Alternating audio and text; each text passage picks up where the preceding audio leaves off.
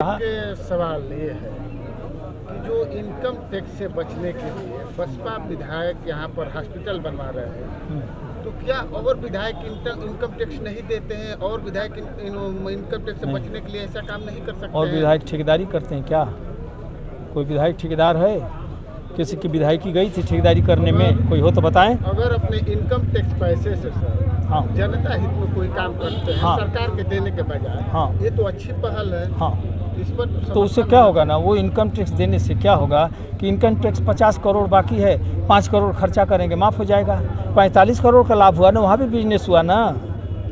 सरकार के खाते और सुनिए, यहाँ जो फायदा हो रहा है नहीं, वो पैसा तो जनता जाता है गवर्नमेंट खजाने में, ITR इनकम टैक्स, तो वो जनता को लाभ होता। बिल्डिंग बन जाने से आप बिल्डिंग बनाएंगे भी, नक्शा भी आप ले आए हैं, उसमें भी कमाएंगे बनाने में।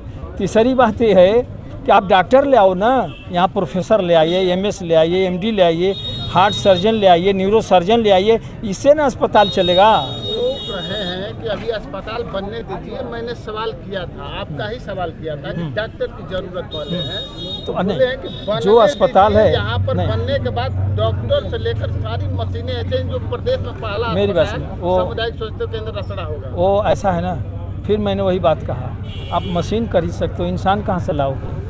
क्योंकि मशीन खरीदने में आपका इंटरेस्ट है, आप विवाह शादी कराते हैं तो आपका इंटरेस्ट है, उसमें आपको क्या लाभ होता है ये गंवार लोग नहीं जानेंगे, दारू के नशे में नाचने वाले नहीं जानेंगे। ये हम लोग जानते हैं कि ITR क्या है, इनकम टैक्स क्या है, सेल टैक्स, इनकम टैक्स पढ़ा हूँ, ला का स्टूडेंट रहा हूँ, मैं पढ़ाया भी हूँ सेल टैक्स कुछ दिन बनारस में, ये भी आप समझ लें। तो बेवकूफ़ उन लोगों को बनाएं जिनको बेवकूफ़ बना करके और चौंका पिला रहे हैं। ये उन लोगों को नहीं बना सकते हैं जो जिम्मेदार लड़के हैं, जो इस इलाके के टैलेंटेड युवा है, जो कुछ करना चाहता है।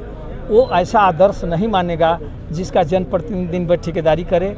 मायावती आई तो मायावती के चूल्हे में घुसा है, सपा आई तो सपा के चूल्हे में घुसा चरण चूमते हुए, बस भाजपा आई तो भाजपा के चरण में घुसे। ये सिद्धांत है। बसपा विधायक बने, हम लोग तो दूसरे पार्टी, समाजवादी पार्टी, फिर भाजपा, लेकिन दिन पर दिन उनका बढ़ता गया हर काम। मैं तो कह रहा हूँ आपका भी बढ़ जाएगा। आप शिकार पहुँचाइए, आप माल पहुँचाइए, आपका भी कदर बढ़ जाएगा।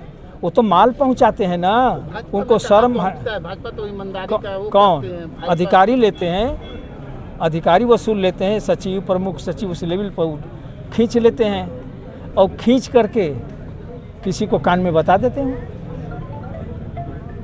बिना इसके थोड़े।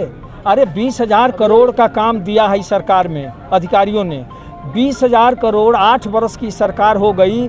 बीजेपी के 225 विधायकों को 20,000 करोड़ रुपया नहीं मिला है उनके क्षेत्रों में। क्या कारण है कि BSP के MLA को 20,000 करोड़? कुछ तो दाल में काला है।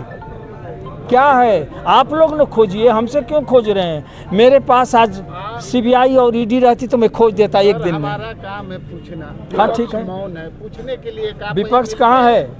विपक्ष कहाँ है? विपक्ष तो भाजपा की सरकार चलवाता है, उसके पास तो तरह तरह के काम है जो वहाँ से लाभ लेना है। उनकी कहाँ औकात है सड़क पर? एक दिन विपक्ष 8 वर्ष में 2014 से लेकर आज तक एक दिन विपक्ष सड़क पर उतरा हो तो तारीख मुझको व्हाट्सअप कर दीजिएगा किसी से पूछकर। वो तो वहाँ जी हजूरी करते हैं लोग।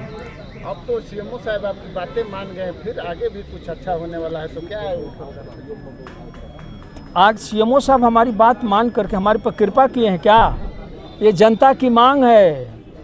मैं कहा तो कह दिया हूँ, आज चलाता रहूँगा और अगले अगस्त में प्रलय हो जाएगी। कोई दुनिया की ताकत मुझे कुछ कहने जो नहीं बचेगी उस दिन। चीनी मिल के लिए आपका प्रदर्शन, आपका आंदोलन, आपका धैर्य कब तक देखा जाएगा? जब तक चल न जाए, जब तक किसान के खेत में गन्ना न हो जाए।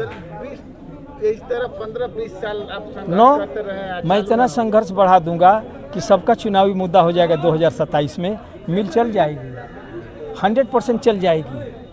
आप नहीं चला रहे हैं, आप ही मुद्दा बना लेंगे, क्योंकि ये जनता जिस दिन निकाल लूँगा सड़क पर ना, अभी जगा रहा हूँ धीरे धीरे, जिस दिन लहर ले लेगी ना, जिस दिन 50,000 लोग सड़क पर आ जाएंगे, उस दिन मिल दौड़ने लगेगी। और आप सबसे